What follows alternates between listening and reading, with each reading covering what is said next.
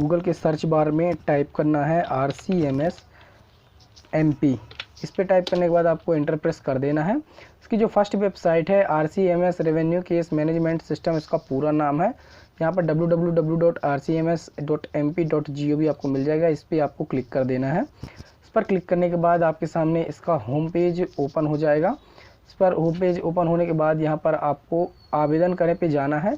तो आपको बंटवारे के लिए आपको गवर्नमेंट ज़मीन में पट्टा प्रदान करने के लिए जो एप्लीकेशन करना है, यहाँ पे आवेदन करें पे जाना है, आवासीय पट्टे पे क्लिक कर देना है। आवासीय पट्टे पे क्लिक करने के बाद आपके सामने इस प्रकार का इंटरफेस ओपन हो जाएगा।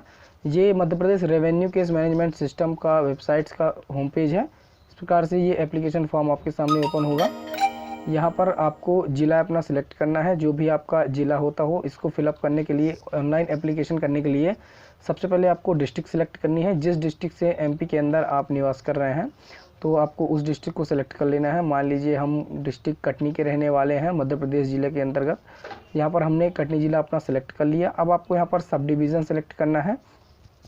सब डिवीज़न सेलेक्ट करने के बाद आपको अपनी यहाँ पर तहसील सेलेक्ट करनी है। इसके बाद यहाँ पर RI सर्किल आपको सिलेक्ट करना है। इसके बाद आपको पटवारी हल्का आपको सिलेक्ट कर लेना है। जिस भी पटवारी हल्के का आप कराना चाह रहे हैं तो वो आपको यहाँ पर सिलेक्ट कर लेना है, जैसा कि हम आपको दिखा रहे हैं कोई एक एग्जांपल के तौर पर सिलेक्ट करके। इसके बाद आपको यहाँ पर ग्राम सिलेक्ट कर लेना है और यहाँ पर कोर्ट और न्याय। तो यहाँ पर आपको तहसीलदार के समक्ष एप्लीकेशन करना होता है। तो जिस भी तहसील से आप बिलोंग करते हैं, यहाँ पर बहुत सारी तहसील आपकी ओपन हो जाएंगी। जैसे हम मध्य प्रदेश के कटनी जिला के अंदर तहसील विजयराघवगढ़ से बिलोंग करते हैं, तो हम विजयराघवगढ़ तहसील यहाँ पर सेलेक्ट कर लेंगे और ये जो एप्लीकेशन है हम तहसीलदार विजयराघवगढ़ के समक्ष प्रस्तुत कर रहे हैं। एक्ट जिसके अंतर्गत पट्टा आता है, अब यहाँ पर आप अपने एक्ट चुनेंगे। तो मध्य प्रदेश वास स्थान दाखलकार अधिनियम, मध्य प्रदेश ग्रामों में दाखल रहित भूमि अधिनियम, आबादी क्षेत्र में भूखंड धारक प्रमाण पत्र। तो आप जहाँ पर, जैसे कि गवर्नमेंट ज़मीन है आपकी, तो वो आबादी क्षेत्र में भूखंड धारक प्रमाण पत्र पे आपको क्लिक कर देना है। इस पर क्लिक करने के बाद आपको यहाँ पर वादी का नाम, मतलब आप एप्लीकेंट का नाम यहाँ पर फिलअप करेंगे। जैसे मैंने एप्लीकेंट का नाम यहाँ पर फिलअप करना है, तो हम अपना नाम आपको फिलअप करके बता रहे हैं।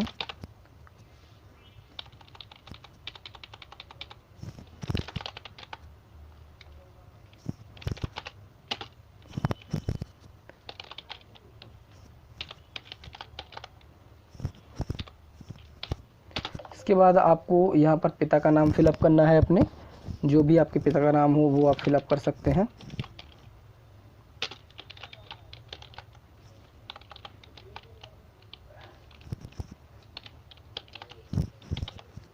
इसके बाद यहाँ पर आपको पता फिलअप करना है।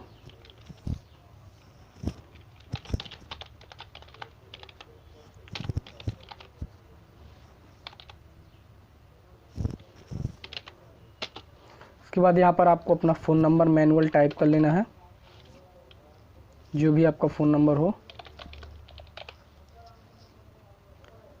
इसके बाद आपको यहाँ पर कैटेगरी अपनी सेलेक्ट कर लेनी है। कैटेगरी सेलेक्ट करने के बाद सामाजिक आर्थिक वर्ग, जो कि अगर आप BPL कार्ड के अंतर्गत आते हो तो BPL सेलेक्ट कर लीजिए। अगर आप नहीं, APL BPL दोनों में नहीं आते हैं तो आप दोनों में से NA को सिलेक्ट कर लेंगे, नॉट एप्लीकेबल। हम BPL के अंतर्गत आते हैं तो BPL सेलेक्ट करेंगे। अब यहाँ पर आपको मकान का प्रकार पूछ रहा है कि आप जहाँ पर रह रहे हैं उसके मकान का प्रकार कितना है, कैसा है। तो हमें, अगर आपने पक्का मकान बनाया हुआ है तो पक्के पे क्लिक करेंगे, अगर आपने कच्चा मकान बनाया है तो कच्चे पे क्लिक कर देंगे। ये सब करने के बाद यहाँ पर आपको मकान का प्रकार क्लिक करने के बाद यहाँ पर आपको क्षेत्रफल देना है कि लंबाई और चौड़ाई वर्ग मीटर में कितनी है।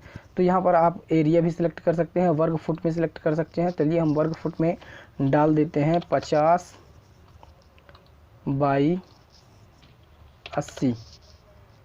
इस प्रकार से हमने डाल दिया। अब उत्तर दक्षिण पूर्व पश्चिम में किसकी ज़मीन है, यहाँ पर आपको दे देना है कि पूर्व पश्चिम और उत्तर दक्षिण में आपके आजू बाजू जिन्होंने कैप्चर किया हो उनका दे देना। चलिए हम यहाँ पर दे रहे हैं।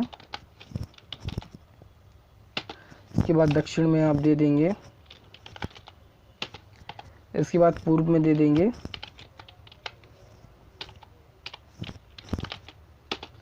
इसके बाद पश्चिम में आप दे देंगे। ये सब करने के बाद आपको सर्वे खसरा क्रमांक डाल देना है, जो भी आपकी ज़मीन का खसरा नंबर हो वो आपको डाल देना है। मान लीजिए हम खसरा नंबर कुछ भी डाल दें, जो भी हमारा है वो आपको यहाँ पर खसरा डाल देना है। अब अगर आपको यहाँ पर नया जोड़ना है एक और एप्लीकेशन, इसके अंतर्गत कोई और ज़मीन है आपकी, तो नया जोड़े पे क्लिक करेंगे। नया जोड़े पे क्लिक करने के बाद आपके सामने एक और खुल के यहाँ पर इस प्रकार का आ जाएगा। अगर आपको एक और भरना है यहाँ पर, तो आप इस पर अपना फिर से नाम डालेंगे, दूसरा नाम डालेंगे, वही सेम प्रोसेस करेंगे। सेम प्रोसेस करने के बाद आपके दस्तावेज संलग्न में आप पंचायत प्रमाण पत्र जो कि आप बनवाएंगे अपने सरपंच से बनवाएंगे, वो आपको प्रमाणित करके अपने लेटर हेड में देंगे कि आप इतने दिनों से यहाँ पर अपना मकान बनाकर इतने बाई इतने में रह रहे हैं। आप 20 साल से 40 साल से जो भी वो आपको बताएंगे, आपके प्रमाण पत्र में अपने लिखेंगे, वो आपको बनवा लेने हैं, अपने फ़ोटो लगवा के उनके सील साइन करवा लेने हैं। यहाँ पर स्थल के नजूल का फ़ोटो जो हमने आपको बताया कि आपको 4 तरफ से वहाँ पे खिंचवा लेनी है फ़ोटो, पूर्व पश्चिम उत्तर दक्षिण में अपनी ज़मीन पे खड़े होके 4x6 की फ़ोटो आपको लगानी है। हम आपको अभी एप्लीकेशन के बाद बताते हैं कि 4x6 की फ़ोटो कैसी आपको लगानी है।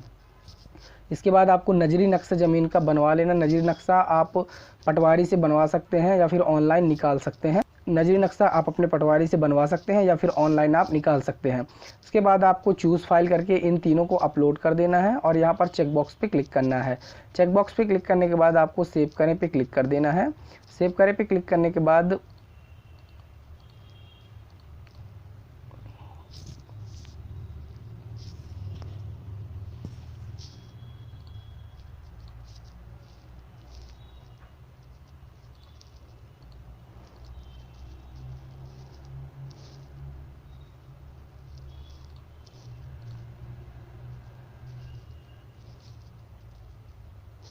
इस प्रकार से आपको सिलेक्ट कर लेने हैं, जो भी हम जैसे एग्जांपल के तौर पर ये सब सिलेक्ट करके बता रहे हैं। तो इस प्रकार से आपको सिलेक्ट कर लेना है ये सब डॉक्यूमेंट्स। आपका सबसे पहला पंचायत का, फिर इसके बाद आपका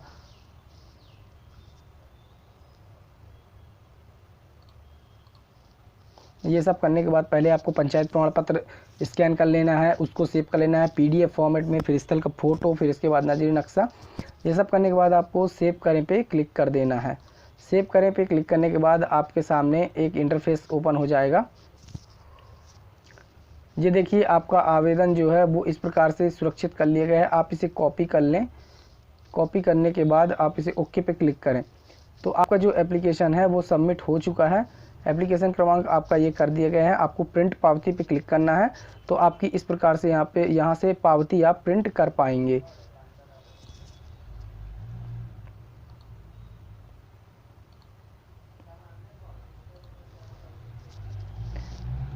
प्रिंट पावती पे क्लिक करने के बाद आपके सामने इसकी पावती आ जाएगी। ये देखिए आवासीय पट्टे हेतु ये जो पावती है वो आपके सामने यहाँ पर आ चुकी है। यहाँ पर देखिए दोस्तों आपका एप्लीकेशन में नाम सब कुछ यहाँ पर दे दिया गया है और आपको यहाँ पर डेट दी गई है 23/12/2019 को RCMS पोर्टल द्वारा सज्जित आवेदन पत्र ये में अनुक्रम राजेश तहसीलदार में उपस्थिति हेतु संसूचित हो।